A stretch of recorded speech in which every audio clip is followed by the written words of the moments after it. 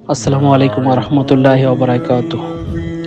কবর আমাদের মনে করিয়ে দেয় জীবন ক্ষণস্থায়ী, কিন্তু মানুষের কর্ম আর ভালোবাসা থেকে যায়। কালকে যাদের সাথে কথা বলছি তাদের মাঝে আজকে অনেকেই নাই। এত এত অহংকার, এত দাম্ভিকতা কিছুই কাজে আসে না দুনিয়াতে। আমি আপনারটা নিয়েছি, আপনি আমারটা। একজন আরেকজনের হক। জীবনে যদি ভালো থাকতে চান তাহলে নিজে যতটুকুই পারেন আল্লাহর ঘরের সাথে সম্পর্ক বাড়ান। জীবনটা অনেক ছোট। যদি রাত্রে ঘুমাই, সকালে চোখ যদি মেলতে না পারি তাহলে পরকাল। কিসের এত দাম্ভিকতা, কিসের এত বড়াই? অর্থ সম্পদ দিয়ে কি হবে যদি আমল না থাকে?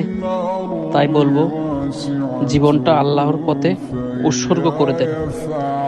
জীবনে আরো একটি ধাপ যদি বুঝতে চান, মাঝে মাঝে কবরের পাশ দিয়ে হেঁটে যাবেন আর মেডিকেলের সামনে দিয়ে ঘুরবেন, বুঝতে পারবেন জীবনের আসল মানে।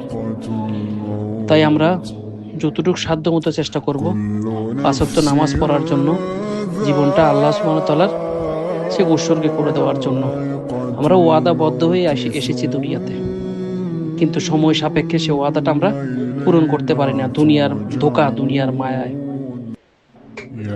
তাই বলবো, আজকে যারা কবরে শুয়ে আছে, দেখেন অনেক মন্ত্রী, অনেক নেতা, অনেক সিনিয়র, অনেক জুনিয়র বেঁচে থাকাকালীন তাদের মতো অনেক হাড্ডাটে, অনেক লড়াই, কিন্তু এখন যখন মারা গেল তখন সবই একই সমান।